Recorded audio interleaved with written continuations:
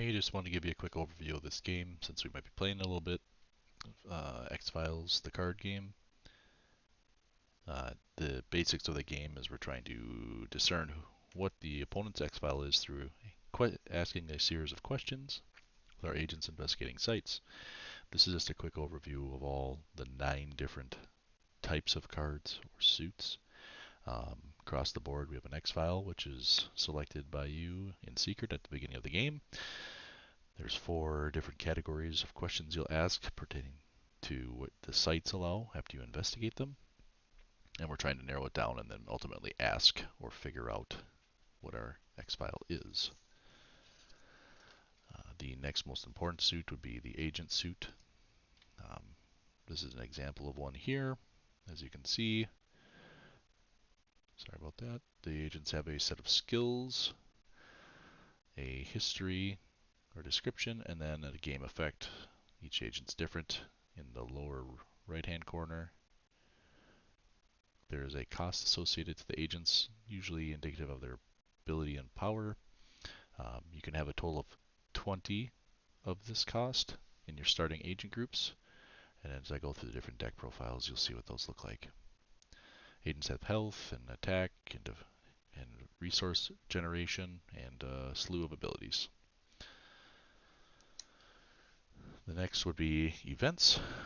There are different types of events that come into play, and they have different colorations as well at the bottom. The blue is played on the active player's turn, or when you're doing things with your agents.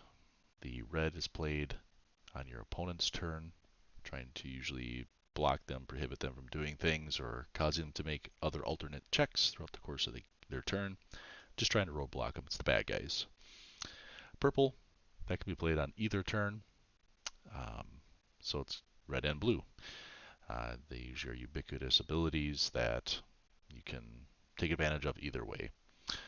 One side note, when you are playing the role as the bad guys, when your opponent is taking their active turn, you will have a part of the turn where you can sell blue and purple cards, aka discarding them, getting that amount of value that's listed in the lower right hand corner into your conspiracy pool.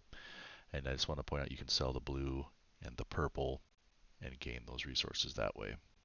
Really, any card with a blue shield, you can sell that way. Agents are different. One would think that it'd be great to put a bunch of agents in because they have a big number, but that's not the case. When you sell an agent for conspiracy points, you get their resource number. In this case with Mulder, it's a 2. So you were to place him in the discard, I would get 2 conspiracy points for him. Alright, that's events. Some things to note about events is that some will have a keyword of here of resource, and that's not just that. It could be a witness or an equipment card. Those stay in play until their effect is run out or the card is removed. All cards have things called activators. We'll zoom here.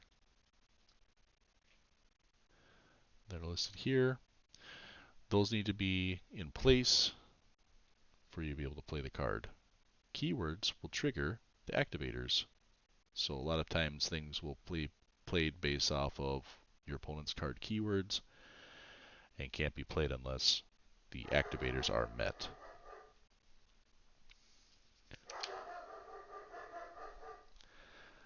Next card that you will see are witnesses. They're usually played for a one-time effect when you're doing things in the game. A lot of times they provide skills. This one in particular will change a keyword. Remember, we need keywords to play cards to turn on the activators. So he's a rather powerful one because you can change the keyword on something to another. It also helps you block your opponent from being able to play cards. Combat cards. They're played during combat, which is usually initiated by your opponent playing something called an adversary. When you enter combat, you can play combat cards. Not a lot of those in a lot of the decks we're going to play.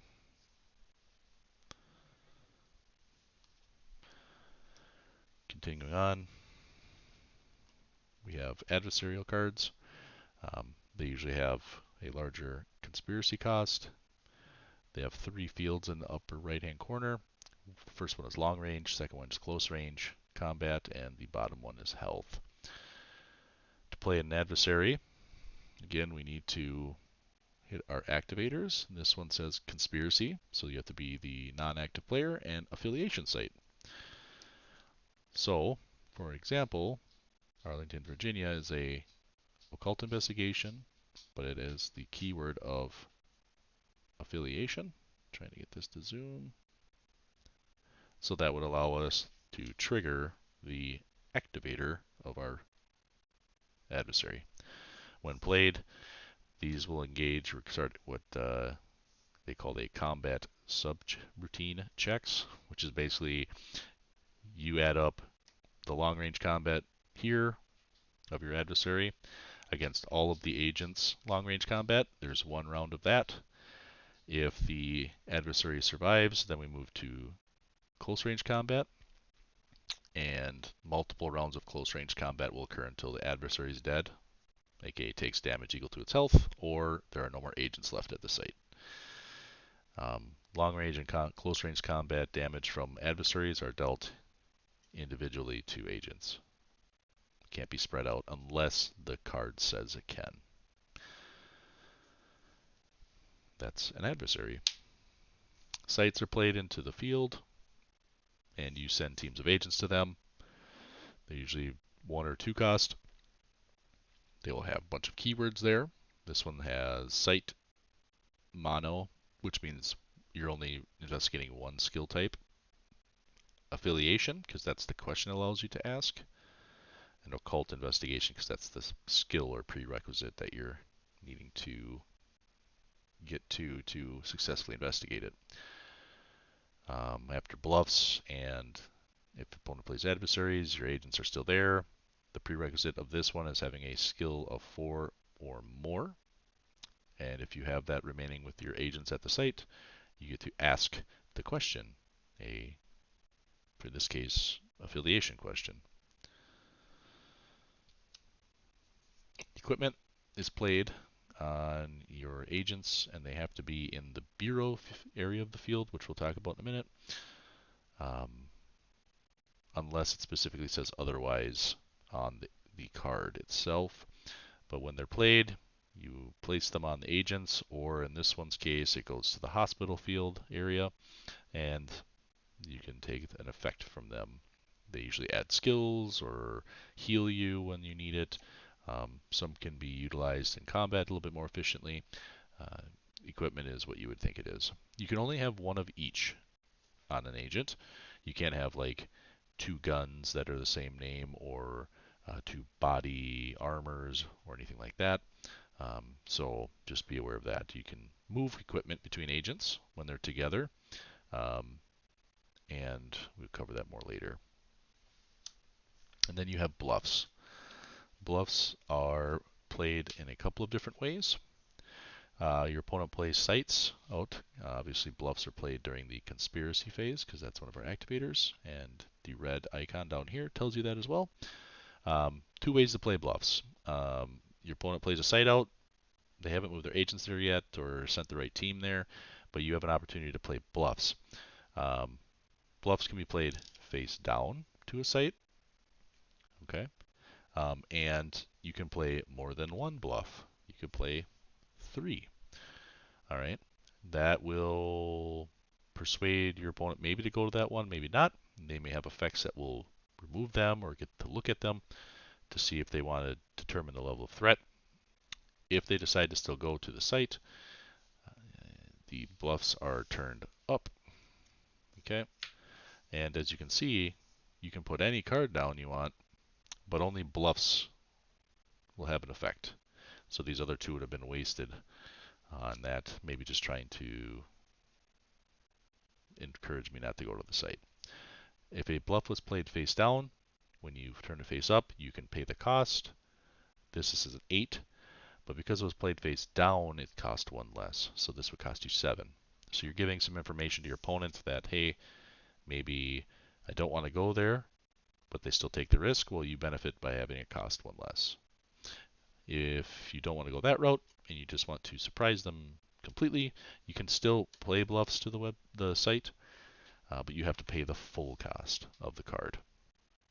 Again, as long as it's meeting the activator keywords and all those things. And this one simply says conspiracy and site.